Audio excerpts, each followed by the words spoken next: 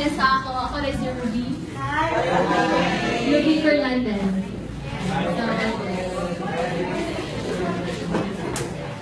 Okay, so tonight, I will share to you my favorite love story, which is of course mine. So, a year ago, dili na ako makita akong self kung mag-testify karon. I never thought I could recover or even feel better. And looking back, I can say that time does not heal all wounds. God does. Okay, so, ito ba to? My plans for my future were already carefully laid out in details with a guy I have built my life around. Our relationship has been an open book sa among families, sa among teachers, and sa among mga friends. He was my confidant, my ally, my trophy, my mood changer, and my best friend. Kaya mo? Okay, so college both made us very busy with each other's lives. Lagyo may na ako kare obviously sa Iligan, and na siya sa Manila.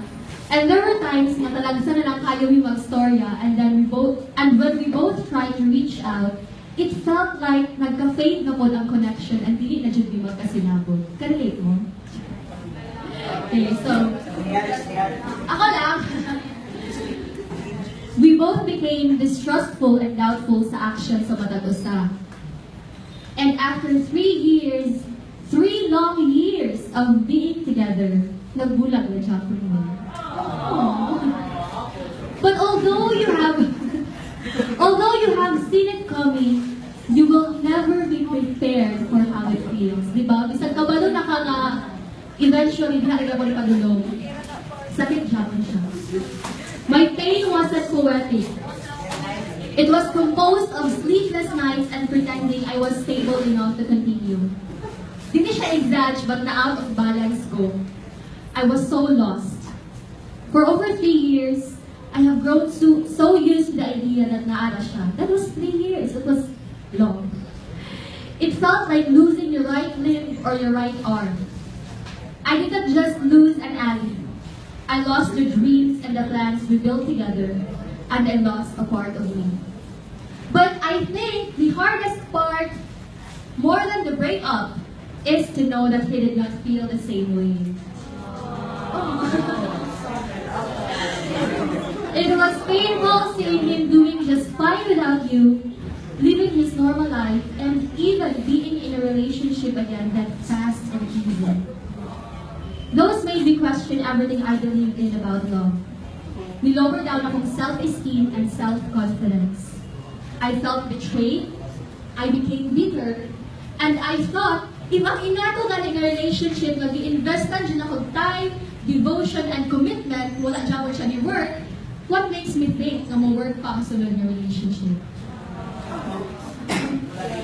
That incident cost me a lot. I was a mess, and I was confused. My sleeping schedule was ruined. There were nights na magtanga ako, and promise, ang ako na dyan mag-pray is that I'd fall asleep before I'd fall apart. Ako na siyang mention, Lord, let me fall asleep before I fall apart. There were times na makatulog na lang ko sa sinigilak o sa kaminaw, na bisan ang saan ako distract sa ako self, I still look for Him in crowded places.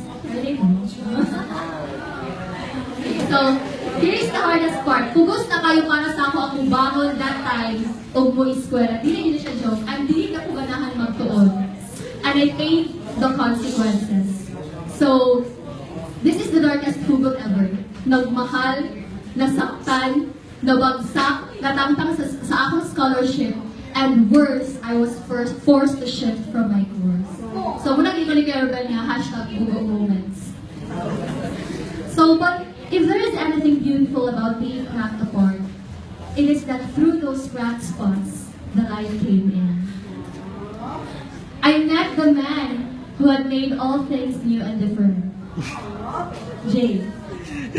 Jesus. Jason?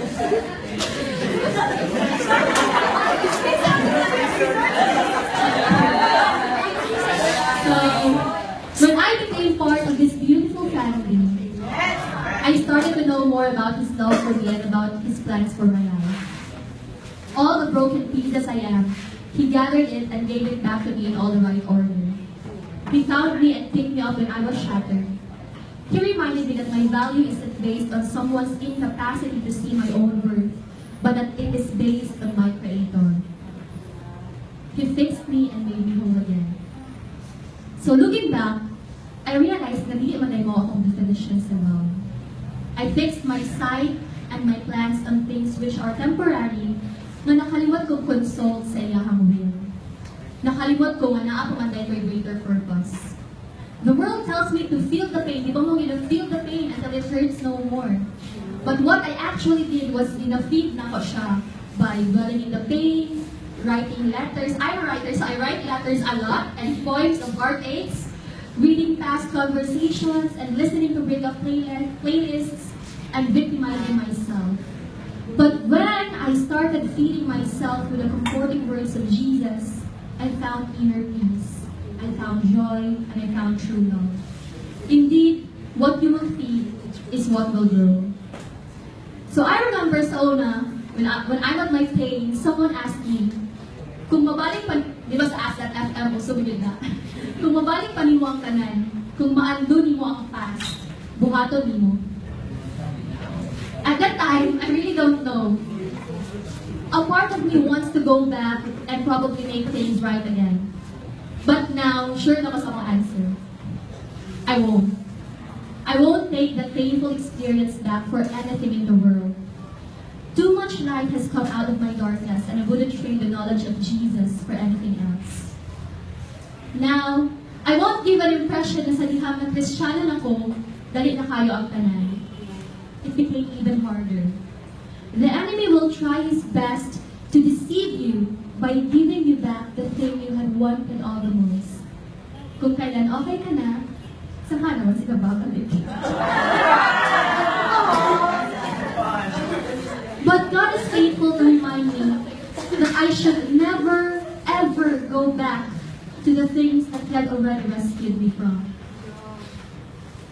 All those years, I thought that the most romantic story is when the school's football varsity player meets the school's playing editor-in-chief. They fall in love, pursue their dreams, and after years of being apart, they still end up together.